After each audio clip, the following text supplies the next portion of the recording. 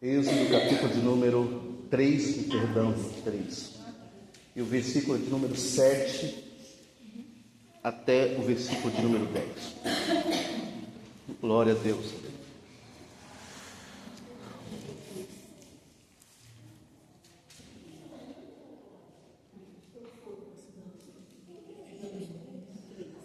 Passagem bem conhecida dos irmãos. Aprendi algumas coisas sobre a mesma. Diz assim a palavra do Senhor: e disse o Senhor: tenho visto atentamente a aflição do meu povo, que está no Egito, e tenho ouvido o seu clamor por causa dos seus exatores, porque conheci as suas dores. Portanto, desci para livrá-los da mão dos egípcios, e para fazê-los subir daquela terra a uma terra boa e larga, a uma terra que emana leite e mel, ao lugar do cananeu e do eteu e do amorreu e do ferizeu e do eveu e do jebuseu. E agora eis que o clamor dos filhos de Israel chegou a mim, e também tenho visto a opressão com que os egípcios os oprimem. Vem agora, pois eu te enviarei a Faraó, para que tires o meu povo, os filhos de Israel, do Egito. Então Moisés disse a Deus: quem sou eu que vá a Faraó e tire do Egito os filhos de Israel? Glória a Deus, irmãos, comecemos. Senhor Deus maravilhoso Pai, que o Senhor possa continuar falando conosco, Senhor Deus, tocando em cada coração, Senhor, aquilo que necessitamos ouvir em Teu santo e glorioso nome. Queridos irmãos, é muito lindo quando olhamos a palavra de Deus e meditamos minuciosamente acerca da mesma e como ela fala conosco. Hoje pela manhã, juntamente com um colega de trabalho, também irmão em Cristo, falarmos acerca da chamada de Deus na nossa vida, a importância de nos posicionarmos a fazer aquilo que Deus nos proporcionou a fazer. E dentro dessas argumentativas, eu quero deixar um tema: não despreze a sua chamada, porque Deus não erra. Não despreze a sua chamada, porque Deus não erra. Eu disse para um certo obreiro que é importante saber aquilo que Deus nos comissionou a fazer. Precisamos ter ciência, irmão, das nossas qualidades na obra de Deus, para que possamos cumprir com a nossa missão. Porque temos um adversário, irmão, que o tempo todo ele vai estar inferindo ataques sobre as nossas vidas, colocando em dúvida aquilo que Deus nos escolheu. Será que eu sou porteiro mesmo? Será que Deus escolheu para mim ser dirigente do ciclo de oração? Será que Deus me escolheu para ser pastor? Será que Deus me escolheu para ser um presbítero, um evangelista? Porque sempre vai estar colocando em xeque, em dúvida, o nosso adversário, para que venha nos paralisar. São ferramentas que ele utiliza. E se você não tiver ciência da sua chamada, você vai recuar. E o inimigo vai se alegrar por isso. Porque o que é chamada? Chamada, irmão, nada mais é aquilo que Deus te chama e te capacita para fazer em favor dos outros, ou fazer em favor da obra.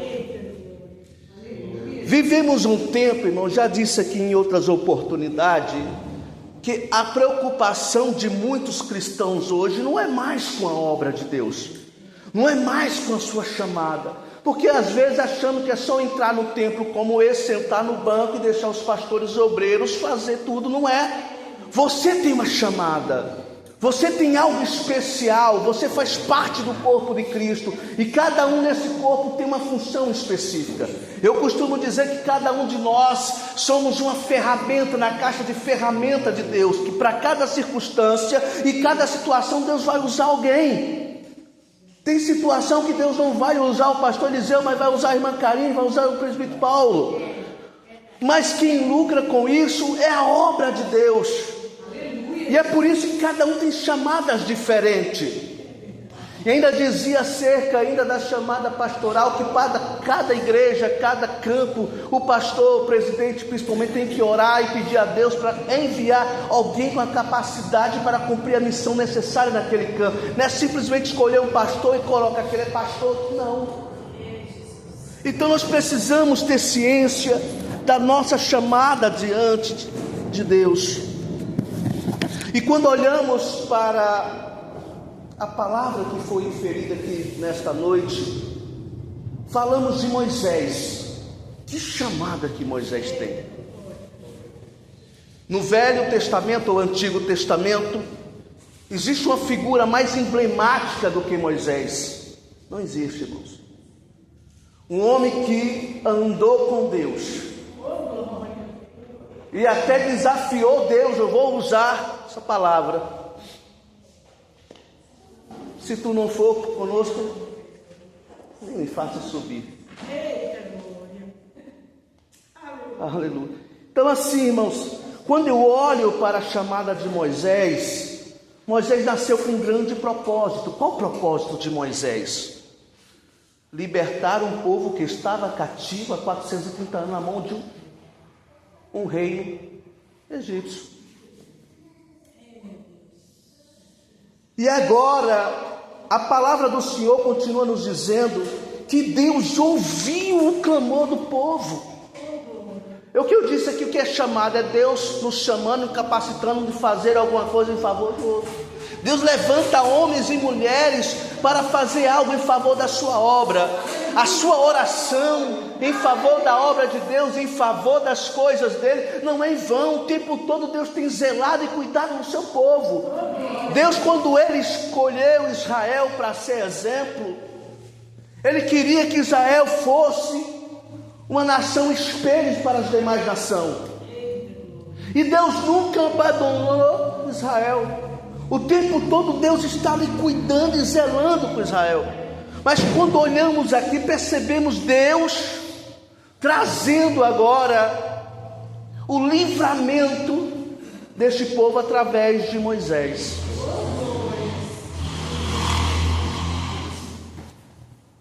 E Moisés, ele foi preparado, ele foi trabalhado. A nossa vida inteira, irmãos, ela é um preparo para fazermos a vontade de Deus. Desde a sua meninice, a sua adolescência, e quando você chega à fase adulta, é Deus te preparando para aquilo que Ele quer. Né, irmã Karine? Eu falava para a irmã Silvana, que eu me alegro muito vendo a irmã Karine aqui. Tudo um projeto, e hoje é o braço direito aqui da irmã Silvana, né, irmã Silvana? Porque Deus já tinha um preparo para a irmã Karine. E toda a trajetória que ela passou é um preparo, e ainda está preparando para coisas maiores ainda.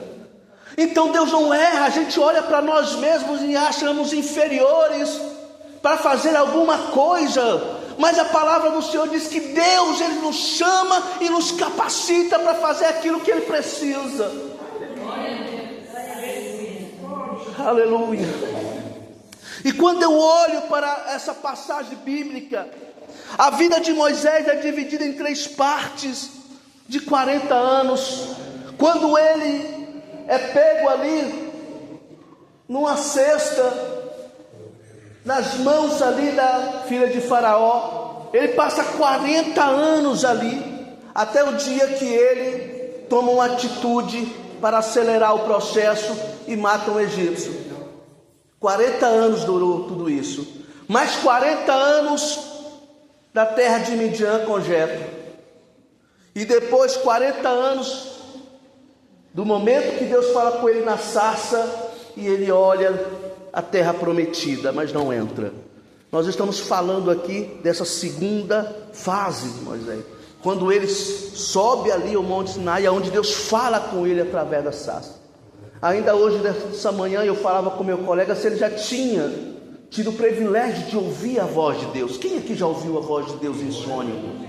Eu tive esse privilégio. Eu vi mais ou menos umas 30 vezes toda noite. Olha só.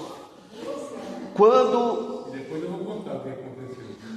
Quando o pastor Eliseu, movido pelo Espírito Santo de Deus, me impulsou aqui nessa congregação, Deus me deu um sonho, e eu perguntava a Deus, o que eu tenho que fazer ali? Todo pastor, quando ele vai assumir qualquer obra, Deus, ele fala o que ele tem que fazer, qual é a missão que ele tem que cumprir. E eu ouvia a voz de Deus, e Deus falava comigo. Porém, irmão, mesmo Deus mostrando todos esses sinais, mesmo Deus mostrando que estamos conosco, nós ainda queremos recuar. Por quê? Ainda queremos recuar. Não sou eu. Está muito cedo para mim assumir essa responsabilidade. Não, tem tantas pessoas capacitadas para ser o líder desse conjunto, para ser a dirigente do Cid de Oração, para ser o pastor aqui, mas logo eu. Mas Deus não erra, irmãos, porque Deus conhece o coração.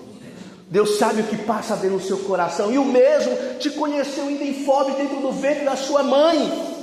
E dentro do ventre da sua mãe, Deus já sabia que você estará aqui, e que Ele ia te capacitar para aquilo que Ele precisa em sua obra. A chamada sempre vem nos trazendo dúvidas sobre a nossa capacidade em realizar aquilo que Deus nos entregou. É Deus que te escolheu, irmão. Quando o pastor ou um líder te convida para você exercer uma função dentro da igreja ou dentro do ministério, é Deus usando a ferramenta dele para te posicionar naquilo que Ele sempre te preparou. Mas o que acontece? Não, pastor, eu não posso. Não, eu não quero, não sou capaz. Tudo é mais importante, menos fazer a vontade de Deus. E aí nós vamos agir como Jonas, que recebeu a incumbência de Nínive pregar uma chamada, e o mesmo não quis. E quando nós negligenciamos a chamada de Deus, irmão, a consequência é grande. Ah, mas a minha vida está desse jeito, é porque é o inimigo? Não, nem sempre é o adversário. Muitas vezes é Deus dando uma sacudida no barco da sua vida, para você entender que você está na direção errada.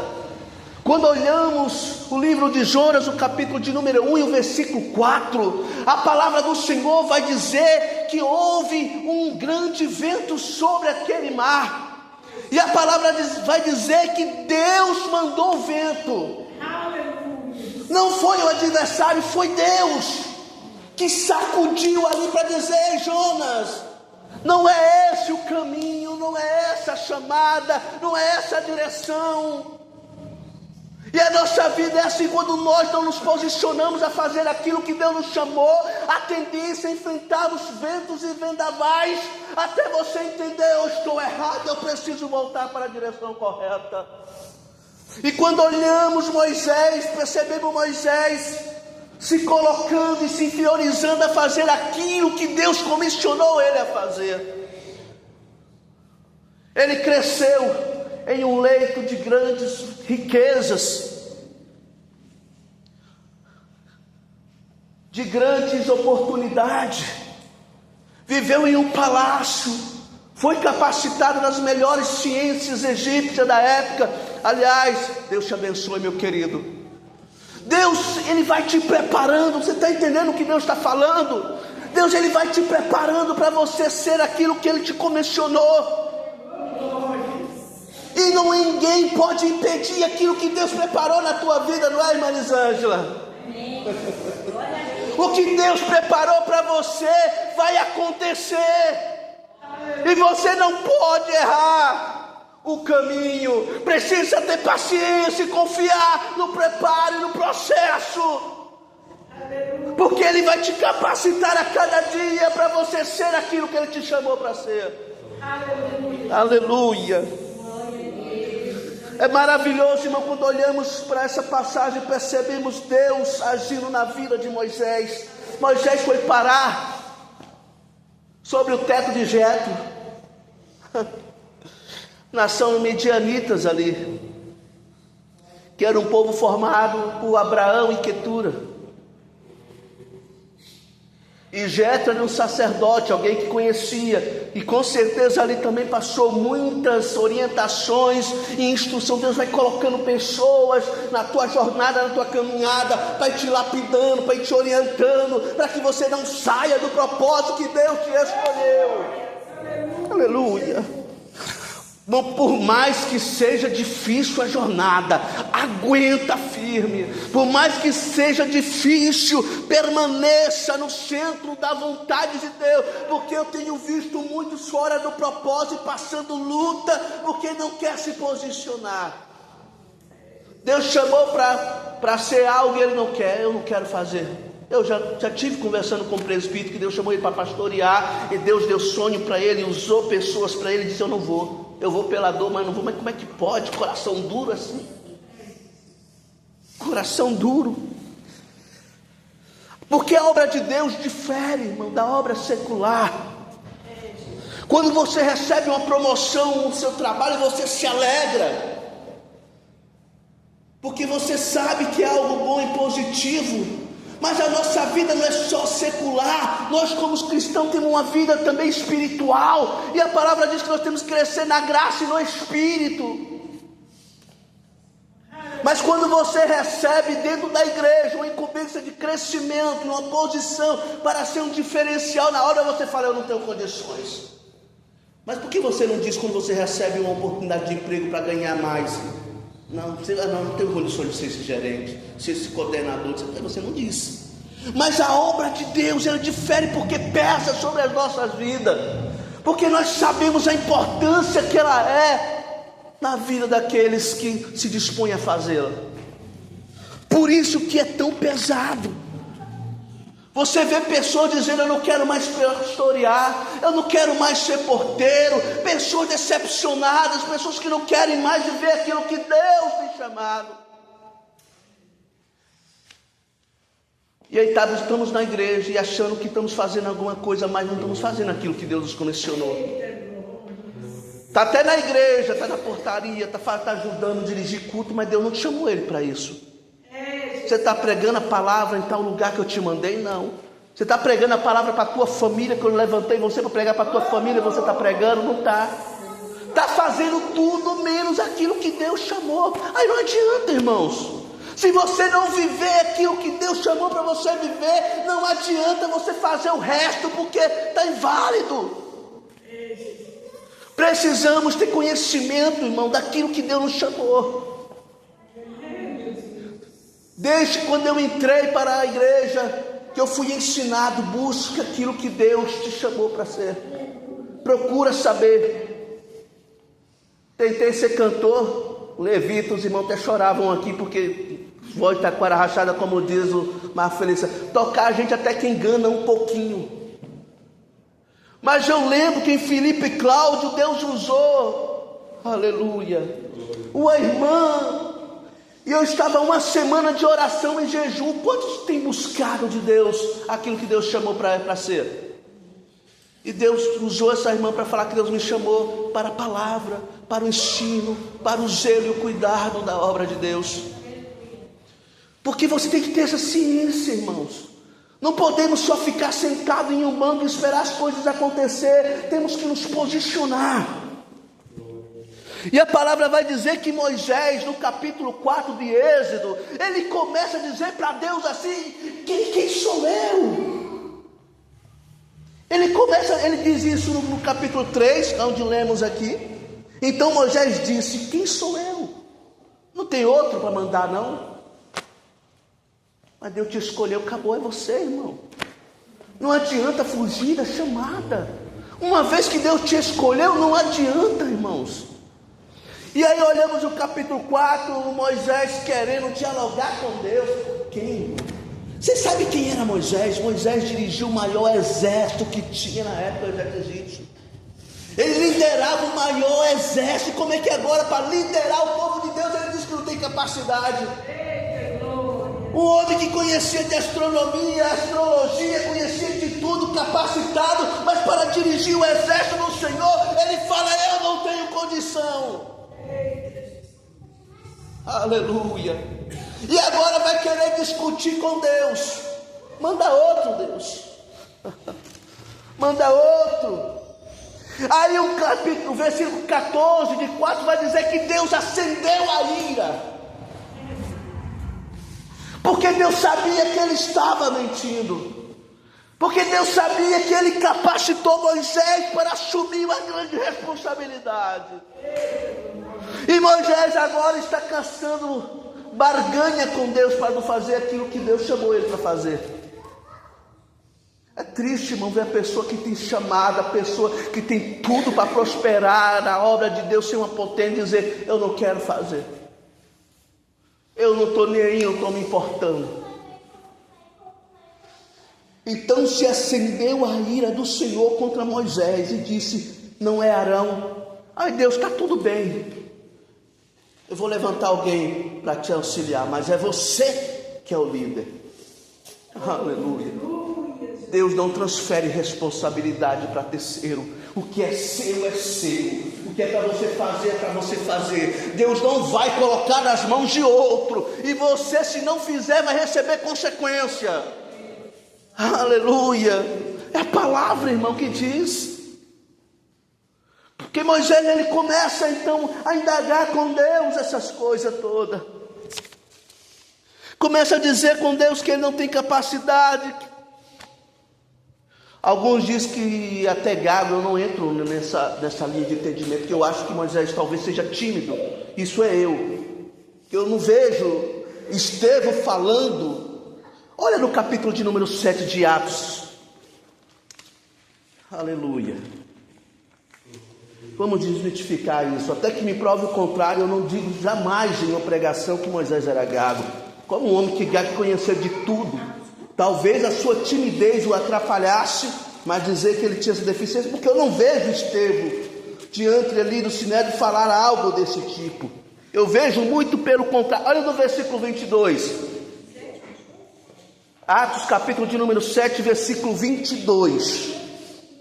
O que diz a palavra de Deus? Quem puder aí me ajudar? E Moisés foi instruído em toda a ciência dos egípcios, e ele era poderoso em suas palavras e obras. Ele era poderoso em quê? Suas palavras. E como é que ele era gago?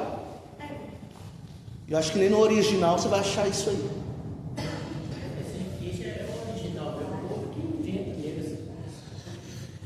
Porque, irmão, era poderoso em palavra. Só que ele está dizendo para Deus que não tem capacidade. Irmão, Deus te escolheu. Aceite a chamada de Deus na tua vida. Porque Deus, ele vai te guardar, ele vai zelar. Ele vai fazer contigo um instrumento, uma ferramenta afiada. Quem não lembra do apóstolo Paulo? Quem era Paulo? E o que Deus fez de Paulo? É Jesus. Aleluia. Precisamos voltar a ter amor para as coisas de Deus e exercer aquilo que Ele nos comissionou. Precisamos, irmãos, entender a nossa chamada, aquilo que Deus nos escolheu, para que possamos estar no centro da vontade dEle. Aleluia. Para que mais tarde o Senhor não venha nos cobrar, porque nós seremos cobrados com aquilo que fizemos através do corpo. O Senhor irá requerer de nós os talentos que Ele nos deu. Mas eu não fiz porque fui perseguido, eu não fiz por isso, por acaso. Mas eu não te escolhi. Eu não coloquei pessoas para te ajudar. Em toda a sua jornada eu não demonstrei estar contigo. Precisamos confiar naquilo que Deus nos instruiu a fazer. Porque Moisés não recebeu ordem de homens. Ele recebeu a ordem do próprio Deus ali quando a sarça ardia. Moisés, livra o meu povo, porque o meu povo está clamando e eu vou te enviar. Para você ser um diferencial, para você ser alguém que possa ali ser por mim através daquele povo. Aleluia. É maravilhoso, irmãos, viver o centro da vontade de Deus. E quando vivemos sempre da vontade de Deus, por mais que passamos por lutas e aflição, Deus Ele vai nos honrando a cada passo. Deus vai nos dando graça a cada passo. Você vai chorando, vai sofrendo, mas Deus, eu estou aqui contigo. Eu coloco uma nuvem ao teu lado, eu coloco uma coluna de fogo, eu abro o mar vermelho na tua frente, mas eu estou contigo. Não recua, não desanime, não desista, mas cumpra aquilo que eu te ordenei a fazer. Irmãos, que Deus possa abençoar. O meu tempo já venceu. Porque a gente não acha teoria nenhuma que fala que Moisés era cara, né? A Bíblia fala que ele falava com Deus face a face. Ele era poderoso em palavras. Então... E o próprio Estevão, ele podia ter questionado no Sinédrio. Moisés tinha essa tal deficiência, era usado por Deus. Você não vê Estevão, com toda a sua sabedoria e conhecimento, mencionar acerca. Meu pastor, já até passei 1 minuto. Nossa, 10.